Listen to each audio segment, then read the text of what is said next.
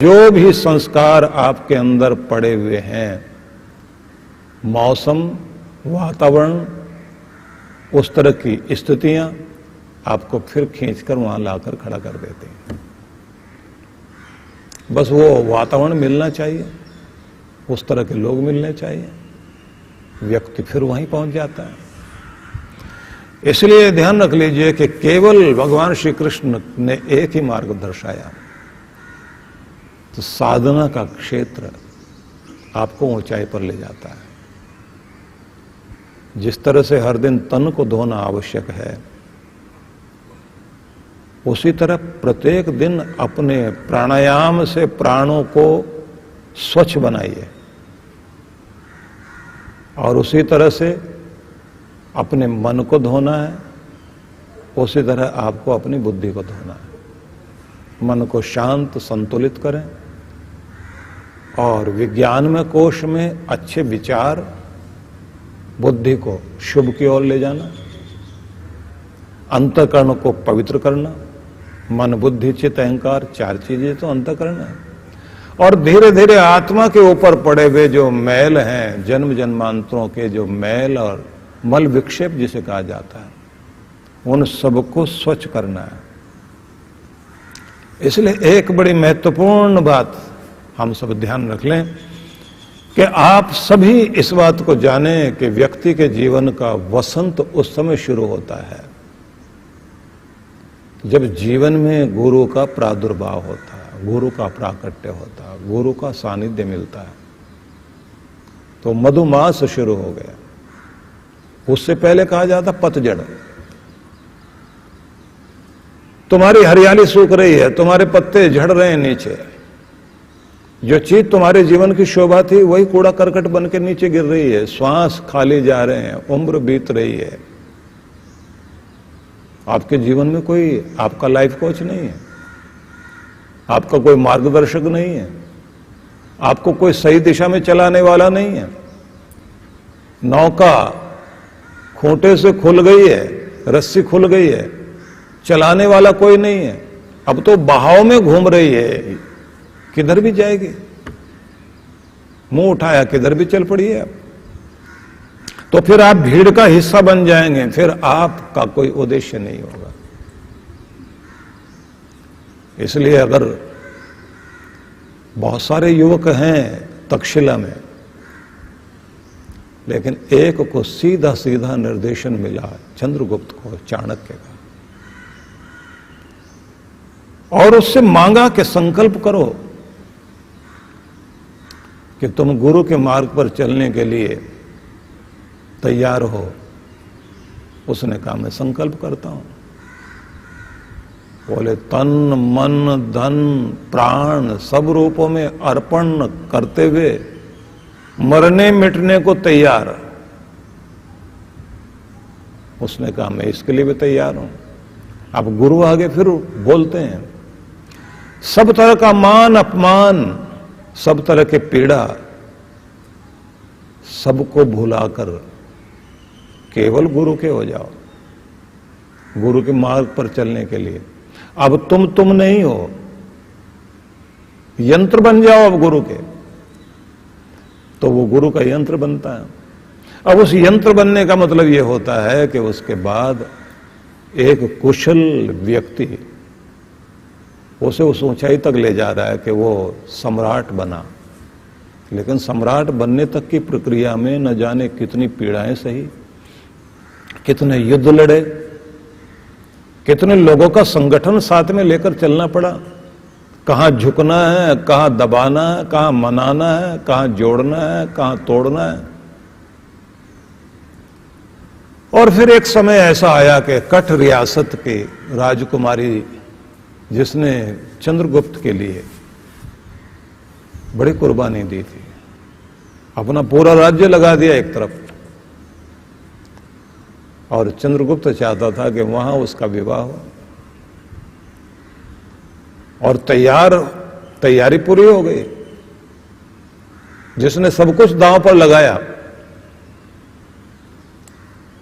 बहुत बड़ा प्रेम था उस युवती का। चंद्रगुप्त भी समझता है कि केवल एहसान ही नहीं, मुझे जैसी सहधर्मिणी चाहिए वो है ये। चाणक्य ने कह दिया कि यहां नहीं है। तुमने सेल्यूकस की बेटी से विवाह करना है, तुमने वहां विवाह करना है जहां से बार बार आक्रमण हो रहे हैं देश पर। वो लोग तुम्हारे बन जाने चाहिए। अब भावनाएं कहती हैं कि नहीं, मुझे यहां जाना चाहिए। भावनाएं कहती हैं कि ये तो मेरा मन जहां जिस तरह से मैंने बुद्धि से सोचा वो मार्ग तो अलग है। गुरु फिर याद कराते हैं कि तुम वो ही नहीं, तुमने तो सब कुछ पहले ही गुरु के प्रति समर्पित किया। क्योंकि जब तक कोई नदी समर्पित होगी नहीं तो सागर बनेगी नहीं। गुरु का आदेश मानने का मतलब यह है, परमात्मा के लिए भी तो यही करना पड़ेगा आपको। परमात्मा की राह पर जब आप चलना चाहते हैं तो पूरी तरह से आपको वहां विलीन होना होता है। और दुनिया में सबसे बड़ा एक तो राजद्रोह है,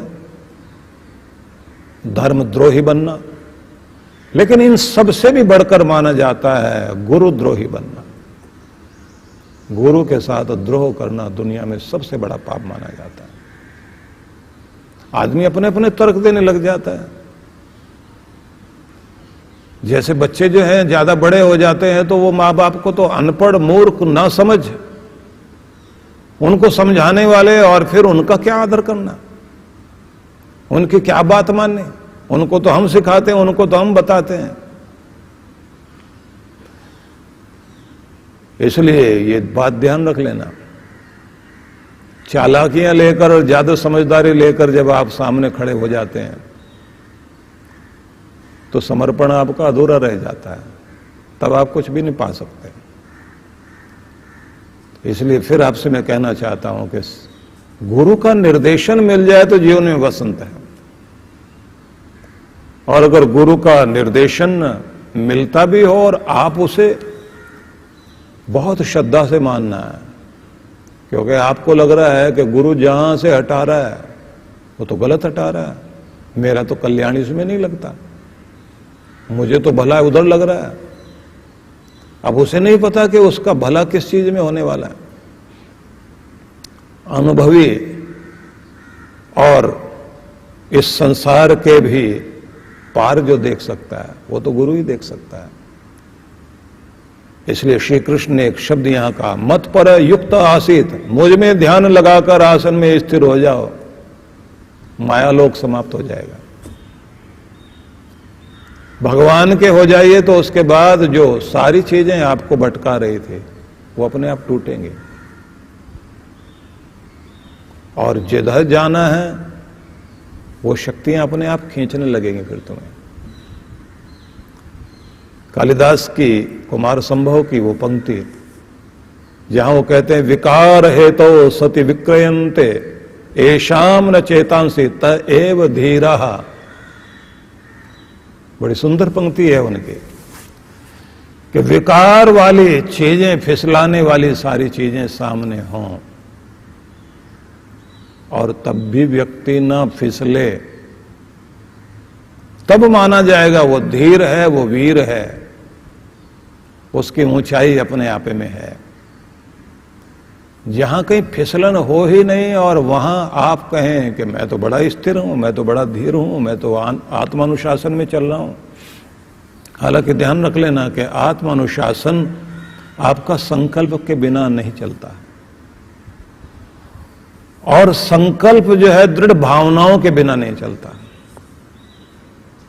किसी को भी अपने जीवन पर अनुशासन बनाना है तो उसे सबसे पहले संकल्प करना चाहिए और संकल्प को आगे बढ़ाने के लिए उसके अंदर जो है भावनाएं जागृत होनी चाहिए। सर्वोच्च सत्ता के दर्शन के लिए आत्म अनुशासन इसी से सरल होगा कि आपने संकल्प किया, आपके अंदर भावनाएं जागी, आप सहज हुए तो अनुशासन जीवन में बंधा। तो थोड़ा थोड़ा सरल करते हैं बात को। सीधा मतलब यही हुआ कि गुरु का निर्देशन भी चाहिए, आसन में स्थिरता चाहिए, अपने आप को सहज रूप में संभालने की हर दिन कोशिश करते रहना चाहिए। अब आगे वो कहते हैं कि तुम्हारे उत्थान और पतन की सीढ़ियां कैसे काम करती हैं। तो पहले पतन की सीढ़ी समझाते हैं और उसी को आप थोड़ा मोड़ कर देखेंगे तो वही उत्थान की सीढ़ी भी समझ में आएगी। ध्यायतो विषयान पुंस संगस्ते शुभ जायते, संगात जायते कामः, कामात् क्रोधो विजायते, क्रोधात् भवति सम्मोह, सम्मोहात् स्मृति विभ्रमा, स्मृति भ्रंशात् बुद्धिनाशा, बुद्धिनाशात् प्रणश्यते। अब एक क्रम बताया उन्होंने। जब कोई मनुष्य मन में इंद्रियों के विषय पर ध्यान लगाए रखता है, जब कोई व्यक्ति मन में इंद्रियों को अच्छा लगने वाली चीजों पर अपना ध्यान लगाए रखता है, तब ध्यायतो विषयान पुंस संगस तेषु उपजायते, तेषु संगह उपजायते। उन इंद्रियों में जो ध्यान टिकाया जिस वस्तु का, तो उससे मन में एक चीज आ जाती जिसको बोलते हैं संग दोष। सरलता से समझते हैं, किसी भी चीज को देखने के बाद मन में उसको प्राप्त करने की चाह जाग जाए तो उससे आगे का शब्द श्री कृष्ण यूज करते हैं। किसी चीज को देखते रहने से उसे पाने की चाह मन में जाग जाए तो आगे शब्द प्रयोग करते हैं ध्यायतो, और ध्यान वहीं लगा रहे। क्योंकि जैसे वो बता रहे हैं उससे पहले वाली भूमिका जरूर समझ लेना। देखना और ताड़ना दोनों में बड़ा अंतर है। किसी चीज को बार बार तकना तो वहां आंखें अटकी हैं। अब आंखें अटकने के बाद दूसरी बात एक और है, मन में विचार चल रहा है। अब यहीं से वो शुरू करते हैं कि आगे फिर उसका ध्यान बना रहे। ध्यायतो विषयान पुंस, उन चीजों का बार बार ध्यान करते हुए, उन्हीं विषयों का ध्यान करते हुए एक दोष पैदा होता है जिसको कहते हैं संग, अटैचमेंट, लगाव। आंखों से चीज जाएगी नहीं, लगाव पैदा हो गया, घूम घूम कर वहीं जाएंगे, वही चीज आंखों के सामने आएगी। अब वो कोई भी चीज होती है, किसी भी वस्तु को देखने की पहली दृष्टि होती है अपेक्षा, और दूसरी दृष्टि होती है उपेक्षा। आप अपेक्षा से देखते हैं तो ये सीढ़ी शुरू हो जाएगी कि वहीं का बार बार ध्यान आएगा, मन वहां अटकेगा, मन उसमें ठहरेगा, सोते जागते चलते फिरते ध्यान वहीं।